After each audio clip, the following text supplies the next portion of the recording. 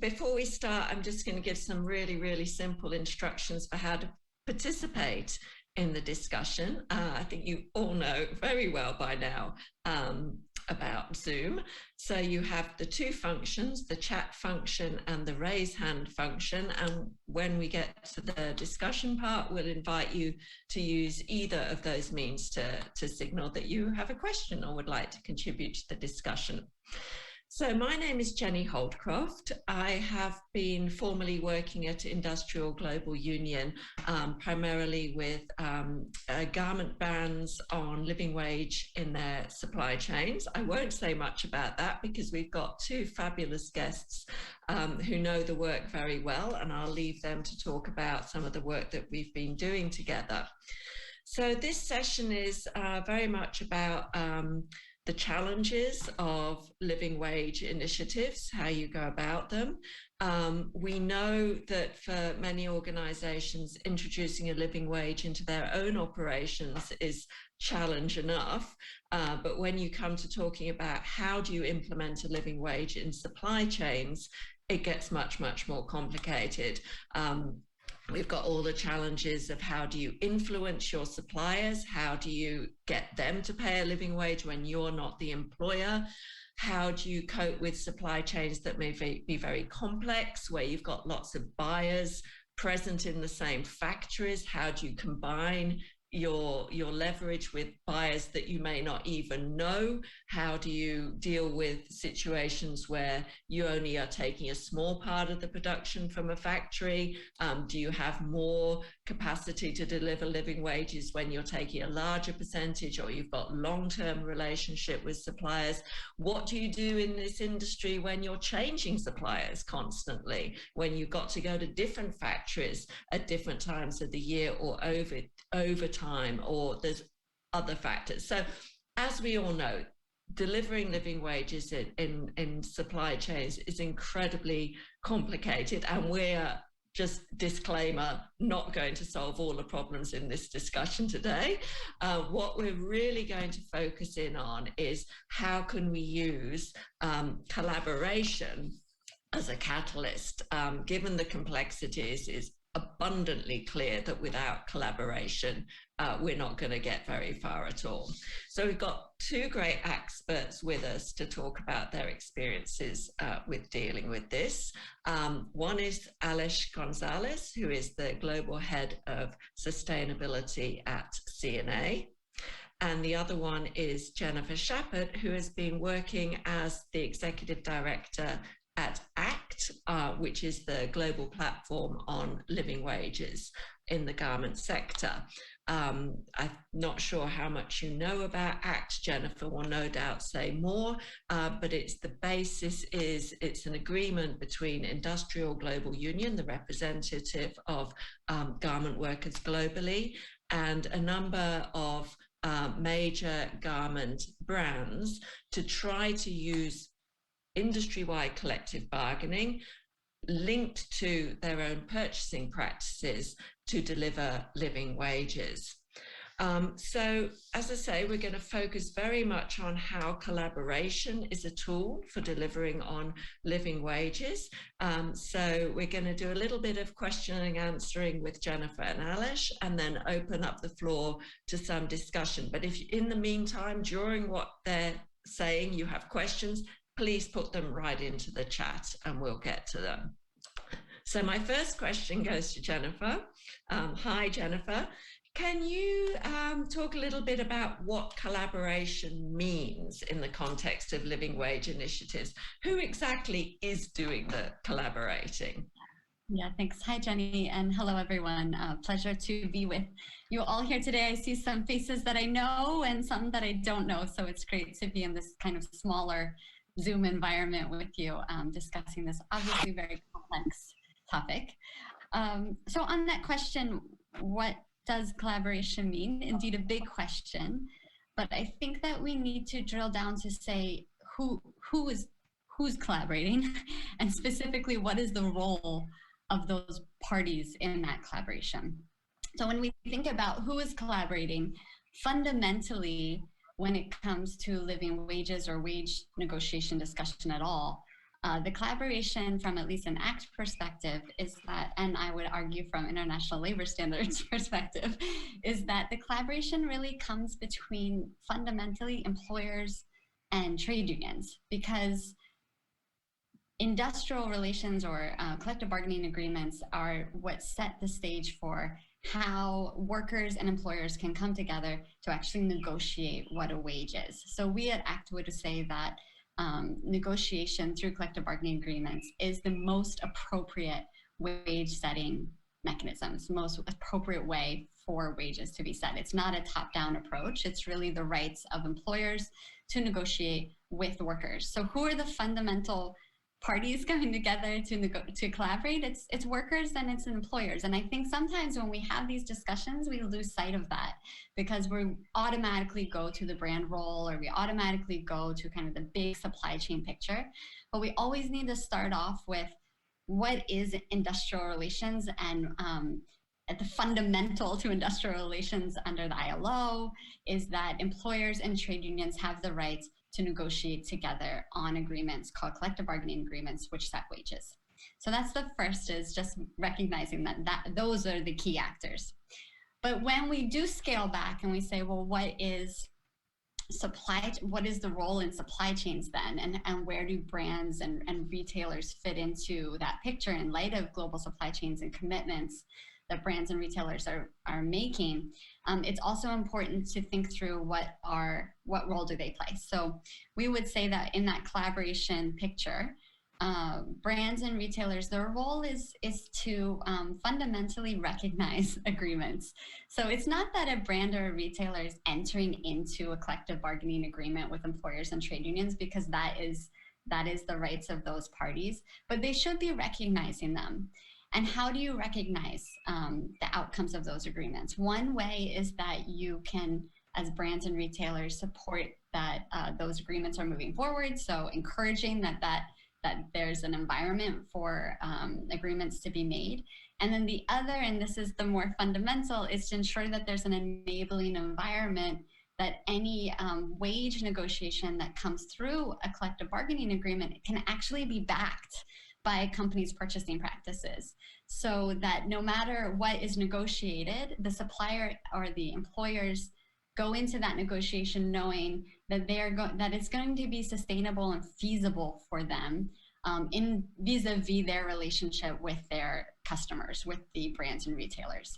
And that's why ACT, and I would say just any living wage work, really needs to consider wages in the framework of how do you get collective bargaining agreements in a way that to facilitate a process whereby workers and employers can negotiate, and how do you ensure that brands and retailers at the same time are addressing their purchasing practices so that those agreements can be upheld. And just to give an example of what I mean by that kind of connection, let's say that there's a collective bargaining agreement that sets a certain wage.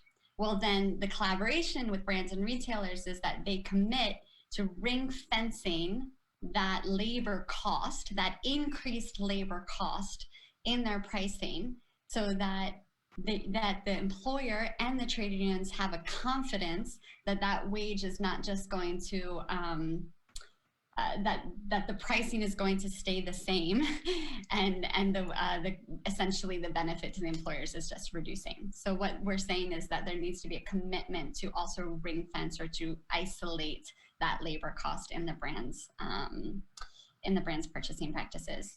I guess the last just little element to this discussion, of course we could talk about it for hours because it's a fundamental question, but a last element to this is I think it's important to remember that when we think about this kind of collaboration, it allows for a more long-term solutions. So a lot of the living wage agenda is looking at potentially short-term solutions in terms of it's a top-down approach of my employers or suppliers must pay this. Well, that might work for a year or two or 3 years or 4 years if you're engaging with that supplier. It does put that supplier in an awkward position vis-a-vis its competitors. But what about when you leave?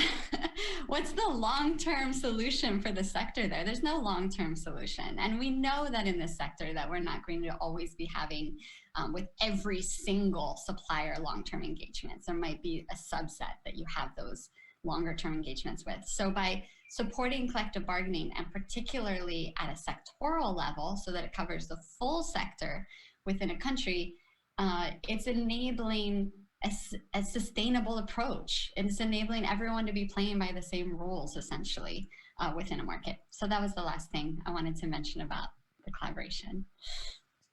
Okay, thank you very much, Jennifer. So Alish, good morning. We know that many companies do have their own living wage efforts. Everybody wants to, not everybody, but a lot of companies want to try to do something.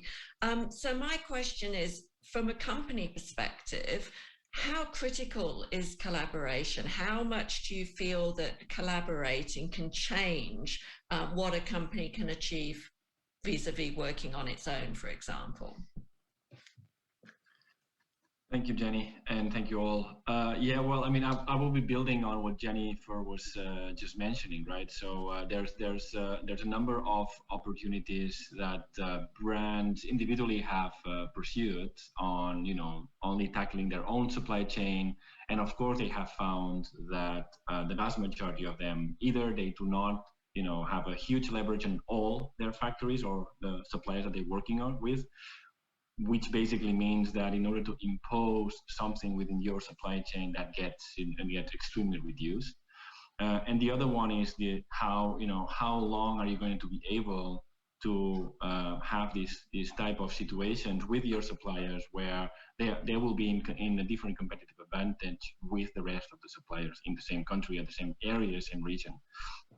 So for us, we definitely understood that this is I don't want to say an immature way of addressing the problem, but definitely not something that will work in the long term. So collaboration is the basic pillar in order to address what we want to achieve. And collaboration not only with the suppliers, but also, you know, with the trade unions, both at local and international level, and also with our peers, because in order to address that in a proper manner, I think that we all brands have to understand that living wage should not be a competitive element. It needs to be on the pre-competitive, an area where we all as have to collaborate because it has an impact on all of what we do. So that's the way that we wanted to address it. Collaboration, I don't see it any ways rather than collaborating with all of the involved stakeholders. Jennifer has said something which is very, very interesting, which is sector-wide collective bargaining. I think it's important because, you know, sometimes we think about collective bargaining happening at factory level, which is fantastic, and we will never be shying away out of this. But the sectorial approach gives the level playing field that we're seeking, right? So we're trying to not penalize those factories or suppliers that are working with us just because we really want to achieve a sustainable way of having living wages in the supply chain. I think it needs to be something that the country itself, the employers association in this country, and the employees association needs to pursue. And that is something that it seems easy, but we have seen as an experience the last years that it's not as easy as it seems. We really need to change mentalities on some of those countries where, let's say, their ability to understand what collective bargaining means sometimes is limited. And then we really have to do a step down and really see whether or not the freedom of association right is actually in place. And sometimes what we have realized is that in order to set, proper collective bargaining, we really have to go into the basics and touch, freedom of association from a very basic way. And that is also a need of collaboration. Once again, I see freedom of association as a pre-competitive space where all the stakeholders involved, they have to really work towards the same level. Yeah, just following up on that, Alish, and for many companies, collaborating with others is difficult. There's a lot of initiatives now. I think that reluctance is reducing, but we still see quite a lot of selective collaboration. Like some collaborations, there's more of a comfort with, others less of a comfort with. And I think I would put collaborating in a freedom of association collective bargaining space as one of those areas for collaboration that many companies are perhaps less comfortable with. I think collaborating with competitors is also something that might be less comfortable for companies. So my question is, how have you dealt with these challenges within CNA? Clearly, you've gotten CNA to a point where it is comfortable both collaborating with competitors and collaborating with trade unions around collective bargaining issues. What were some of the challenges that you faced in getting that corporate buy-in to this sort of level of collaboration, and what sort of advice would you give to others? Well, I think that one of the advice I would say is reach out to those brands that have gone through this process. You will see that, we're not different than the rest of the brands, that we have faced similar problems of, making sure that our management teams or leaders understand what is exactly what we're trying to achieve.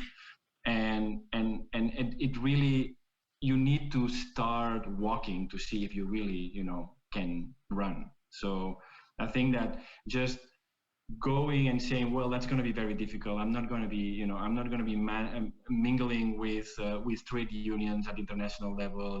I've heard that they're very difficult. This is really not the way that you want to address things. You want to test and try.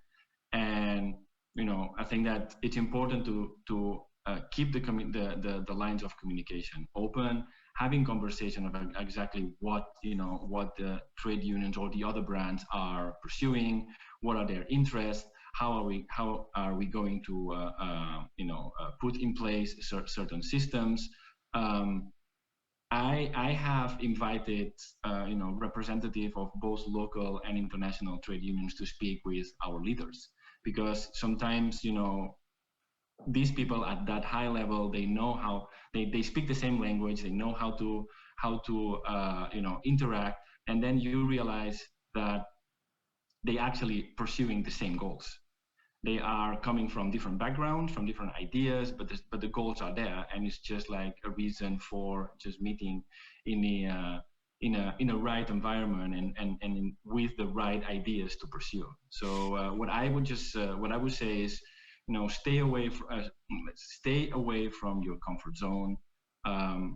Reach out to those brands that have had these previous experiences.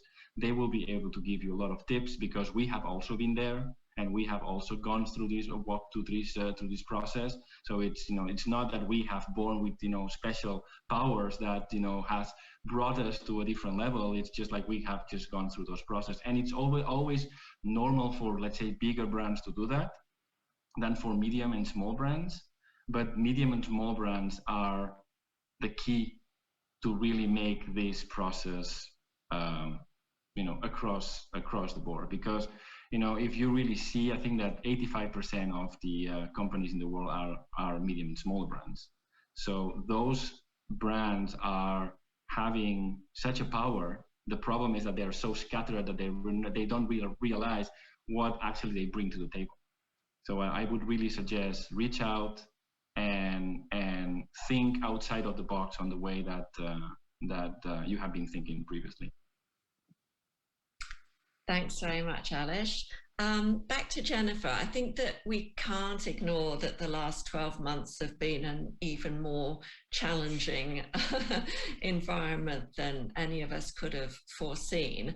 But I do have the privilege of knowing that some of the things that ACT has been doing through its collaboration has played a role more recently in dealing with some of those challenges. So I was wondering whether you can talk a little bit about what has been achieved through the collaborations that have been established through ACT, and how much of this would have been possible if companies hadn't had that, particularly during the challenges of the last 12 months.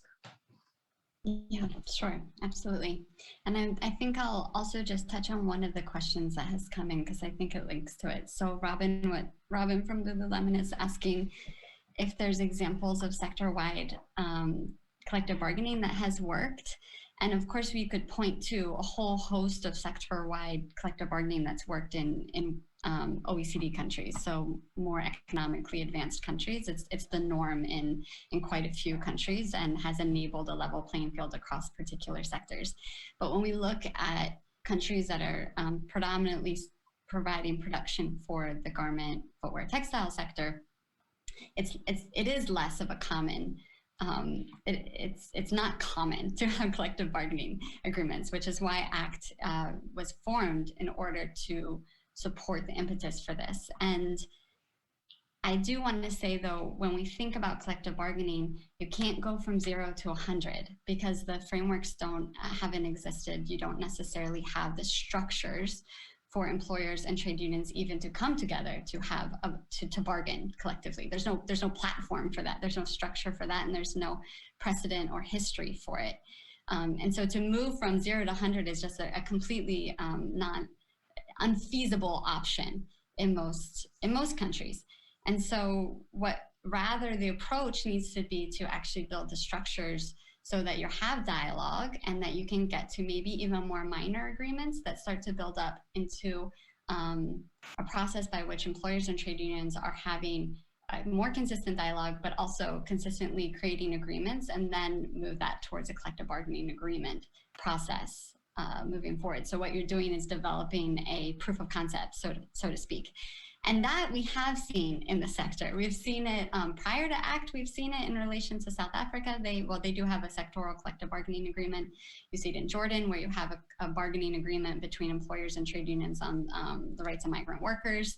And then through ACT, what we've seen is that by building those structures where you have trade unions, employers, and brands at the same table, you're able to come to agreements on, for example, what does freedom of association look like within a country. So in Myanmar, an employer working group representing 80% of the export industry, and the IWFM, which is the largest representative trade union association, came together to negotiate what does freedom of association specifically mean in Myanmar. Well, that's a type of agreement. It might not be a wage agreement, but it's a type of agreement because it's negotiated between the parties and the brands are supporting it. And then how does that rally into something like COVID? Once you have those structures in place where you have a way where employers and trade unions can come together to negotiate and then have that be backed by brand action, you're able to address crises that comes up. During COVID-19, because those platforms already existed, we were able to almost immediately start to have dialogue, for example, between the BGMEA, the industrial affiliates in Bangladesh, and global brands on what the response is in light of that, including purchasing practice response. It's not something that we publicize very often because it's held within that context of those agreements, but including what are the expectations around purchasing practices, what are the expectations around wages and severance payment right now, and how are we going to track that and collaboratively address that issue, because the issue during COVID-19 was not necessarily living wage, but are wages being paid? Can they be paid? How can we help reduce the gap if they're not being paid collaboratively on the same level? So I think if you don't have those structures, what are you doing when crisis comes? You can't create the structures in crisis. It has to already be there. The trust already has to be there. And by continually doing this, you're building, like I said, a proof of concept that this has value add, not just for workers, but for employers as well. I don't know if that answers your question. Yeah. Yeah, okay. So now we're going to move into the discussion part. We've already got quite a few questions, so keep them coming. If anybody would like to join in, please do. Otherwise, it's going to be just the three of us going on for the whole period. So please get some more voices into the discussion. But to get things rolling, I'll come back to Alish, because there's a couple of questions here that I think you can perhaps address. One is the question about how does ACT calculate a living wage, given all of the different methodologies that are out there. And that comes from Paula. And then from Bruno, we've got a question around, which is a perennial question. If you raise the wages somewhere, is that going to push production somewhere else? And the two countries that he's highlighted here are Bangladesh and Ethiopia, but I think, you know, we can take these as just examples. So how does that happen? There's actually a third one, Alice, if you're up for it. You can see all of these in the chat. Is how are you at CNA monitoring this at factory level? And I think this comes from this question around more traditional approaches of measuring and monitoring progress towards living wages. So please go right ahead, and everybody else, please keep your questions coming. Put your hand up if you'd like to join in the discussion. Thanks, Jenny. So yes, I think that these three can be let's say bundled easily. So we do not calculate because we don't have a calculation method. And I think that that's the beauty of the system. The system is that we don't feel that, you know, we have the ability to calculate for each and every country/region what the living wage should be.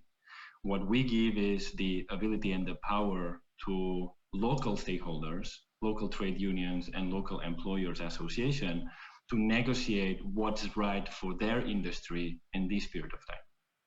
So they will be able to, you know, in the same way that happens in, let's say, in Western countries where, you know, sectorial agreements are negotiated between the social in the social dialogue process. That's exactly how we would like to see things happening in production countries. So we do not, let's say, come with a methodology that has been created and it's calculated, you know, by 3 kids or 4 kids or 2 kids or 3 family members. That's, you know, something that we do not want to go through. We just want to make sure that the local stakeholders are able to negotiate freely and to reach agreements. And then what we do in order to support this process is basically saying whatever, and I think that Jennifer has mentioned, let's say the buzzword, we ring fence whatever the outcome of whatever agreement appears. So basically, as you all know, when a production happens, when there is a, you know, when there's a product that needs to be produced, there's a number of items that are that they say that add costs into the final product, right? So we have the fabric cost, we have the production cost, we have the overheads, we have the labor cost, and then we have transportation, et cetera, et cetera, et cetera. So what we say is that when we're talking about labor cost, whatever it is decided, negotiated, and agreed upon between the local stakeholders, we will ring fence it, and nobody will be able to touch this. So if, you know, before was 10, and after the negotiation at sectorial level, it is decided that it's 12 it will be for each of our costing calculations that we're going to do from now onwards. And then, of course, we still can negotiate on prices related to fabric or to other items, but not on cost. And that's the way that we also want to monitor going forward is, you know, whether or not the collective bargaining agreement has been put in place in the factories that we work. That will be our way of monitoring this, you know, wage increase that will be negotiated at local level. And then pushing production. Well, yes, absolutely. That is something that it might occur, but the idea is that we're not only touching, you know, this price, but we're also touching our policies in terms of purchasing practices. So we increase and it's something that it's public, that we have been discussing for quite a long time, and you can find in our website. You see the elements that have been decided that we will follow in those countries that are under, let's say, the ACT umbrella. And in those countries, we have a clear mandate on how we're going to manage, making sure that, of course, we can leave suppliers, and of course, we can leave, production countries for particular reasons.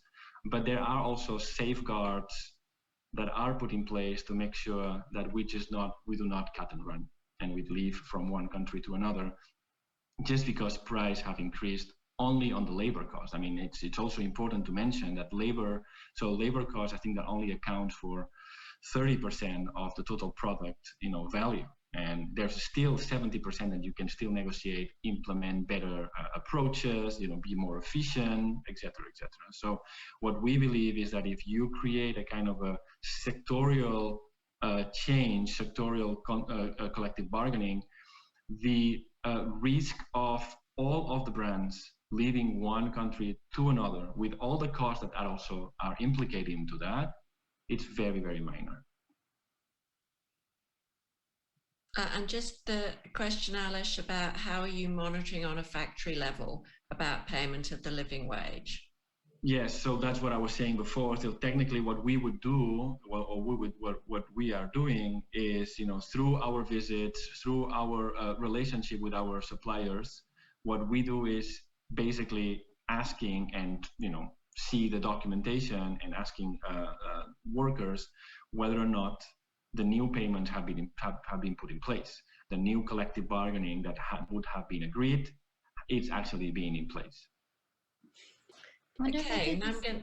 Oh, sorry. Just to add to that point really quickly on the monitoring, because I think it's an interesting part of ACT that's somewhat new, is that of course companies have individual responsibilities with their factories, and that's just something that you have separately. But collectively, another benefit of the collective is that you can also have grievance processes by which cases can actually be raised through Industrial Global Union and their affiliates, because it's really impossible, as we all know, the issues of auditing and kind of ongoing supplier monitoring, that's just a completely unfeasible sole option on its own.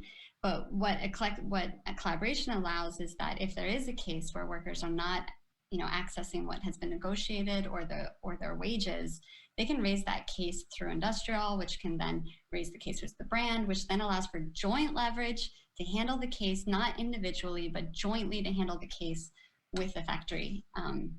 So it brings in an ongoing monitoring side as well. Okay, I want to come back to Jennifer with the next couple of questions, which are super interesting. The first one from Michael, good morning from Buffalo, New York. I guess it's quite early there. It seems that, this is such a relevant question. Lots of groups have pieces of the living wage puzzle. We've got ACT, we've got Fair Labour Association, we've got Fair Wear, we've got the Global Living Wage Coalition, we've got the Fair Wage Network, we've got all sorts of people. I know the OECD is doing work, UN Global Compact is doing work. There are many, many pieces to this puzzle. So the question is, and I'm going to just answer this a little bit first myself before I come to Jennifer, is there being any work to combine these work streams to achieve the common goal? I'm just going to sort of step out from the chair and comment on this a little bit, because I'm currently working on a project with Shift and the Capitals Coalition around accounting for living wages, and we're in contact with all of these groups, and there is a strong interest in collaborating and streamlining. Obviously everybody's got slightly different methodology, but there's a clear demand out there for clarity around what are the common objectives here. And there are platforms informally being developed. The UN Global Compact is playing a strong role here in bringing people together to reach some clarity around what are common expectations, what are common approaches, and how can we develop tools to support that, which is the work that is through this Shift and Capitals Coalition project around how do you develop an accounting tool that can be used by companies in a common way for disclosures and reporting around work for developing a living wage, both in in supply chains and in own operations. This is not specific to the textile and garment industry, but because so much of the work has been done in this industry, it's really informing some of the work going forward. So that's just the piece of it that I'm involved in. And I know very much, I mean, I'm talking to these initiatives on a very regular basis at the moment. But I also want to put that question to Jennifer with her ACT hat on. And also, I think Jennifer is ideally placed to answer the next question from Kate about is there any advocacy going on about getting companies to be more encouraged to participate in ACT specifically, but you know, how else can we support advocacy towards pushing companies more towards taking action on living wages through the credible platforms? So over to Jennifer. Thanks, Jenny. Thanks, Michael and Kate, for those questions. Just to take Michael's question first around where collaboration can be, or streamlining harmonization and collaboration between the initiatives can be useful. First of all, to say, indeed, there is work being done in that way. So there's a group of actually all of the ones mentioned there who have been coming together to discuss moving forward in harmonizing different approaches. But I think if you're going to pull out where collaboration or harmonization is most impactful, there's probably a few areas where all of these groups could prioritize.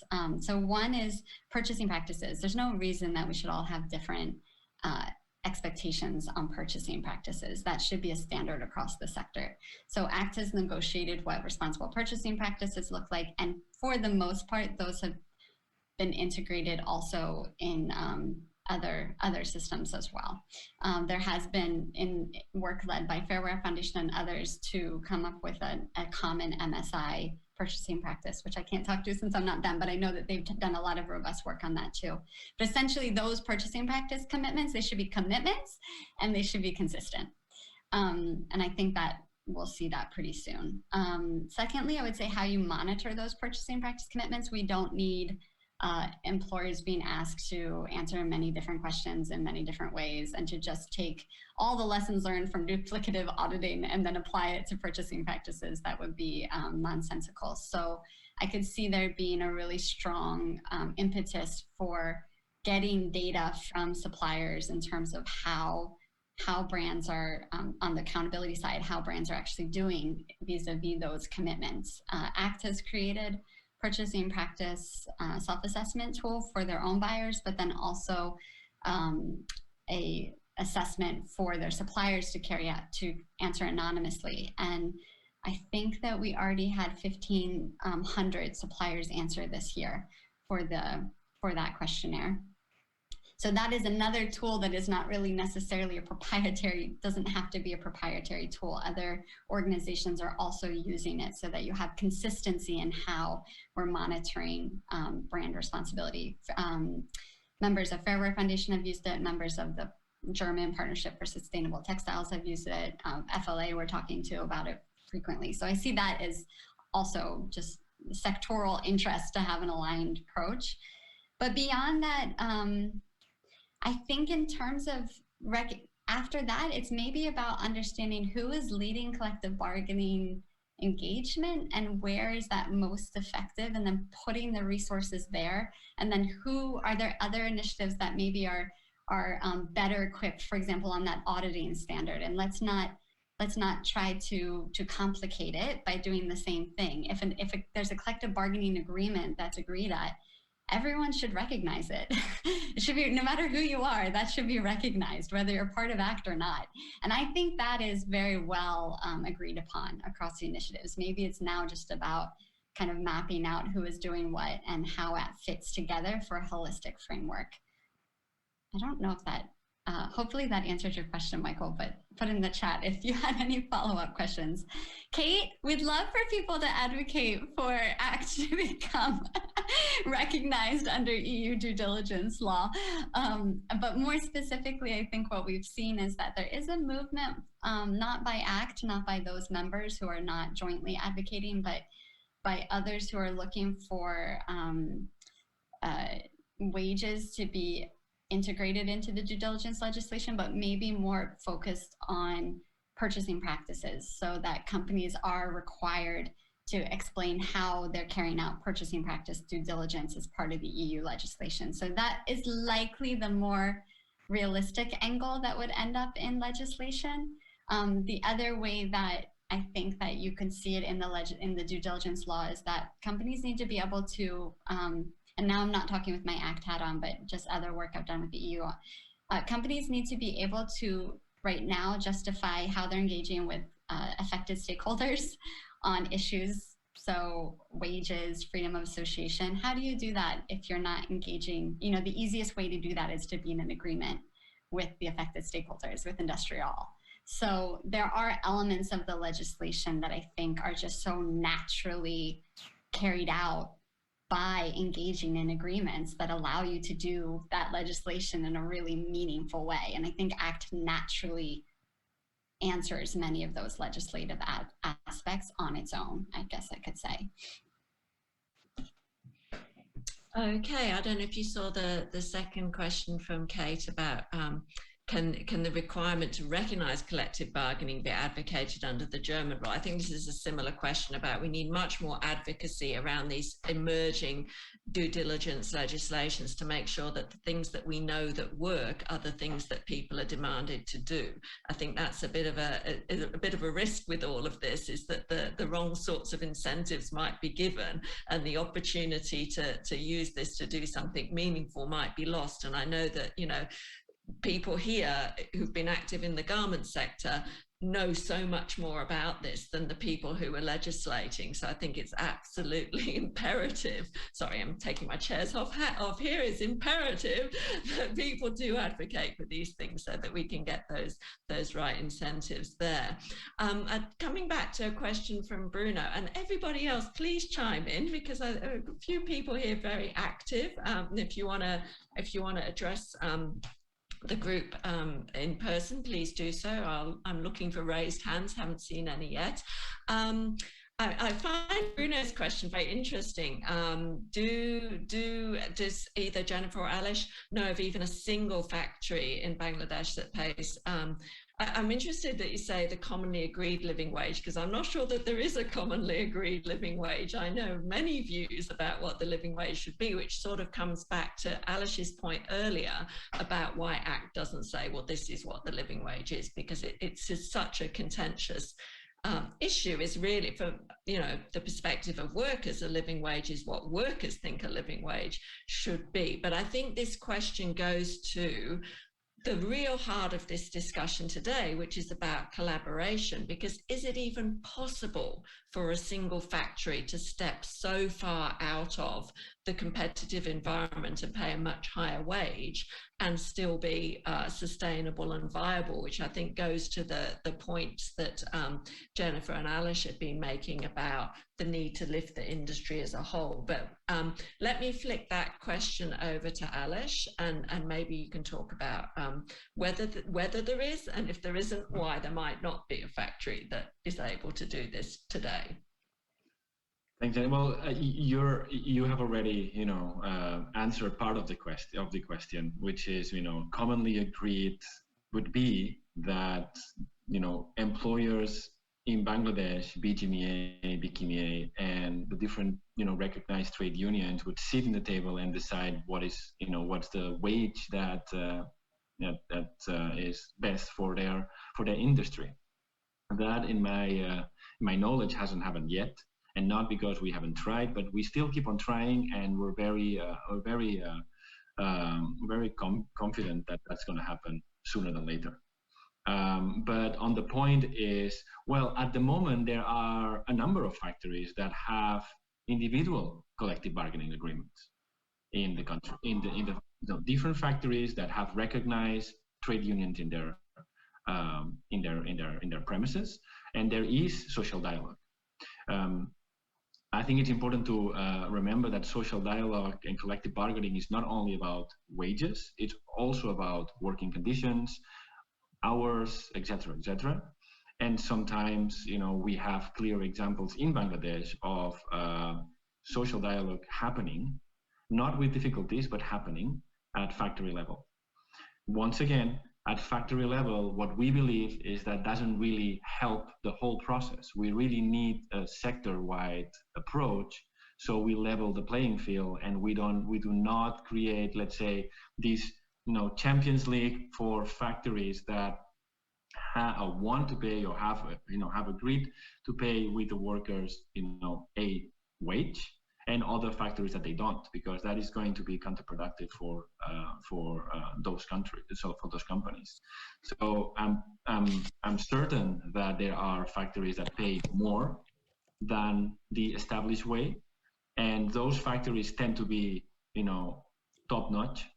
There are a number of factories in Bangladesh who are considered very, very good and top-notch factories, and that is the reality. I don't really understand. We would be happy to join to produce in the factory, or if it's producing in the factory, what I would suggest you is join ACT and make the change possible with all of us, because that's what the more the merrier. And it's not that we're going to create something that, just for the rest of the brands just to join later on. We need critical mass to really increase our ability to be effective in those conversations that include employers, employees, and also governments, because we sometimes, forget the importance of the government in their regulations and their ability also to pursue collective bargaining in a much more, yes, top-down approach, but also needed. Excellent. Thank you, Alex. Well, I'm not seeing any new questions on the chat, and I think looking at Hannah, we're pretty much close to time. So thank you, everybody, for participating. I hope that this was useful. I know it's very hard to do justice to such massive topics in such a short space of time. But thank you all for your attention, and I hope you enjoy the rest of the conference. Bye, everyone. Thank you all.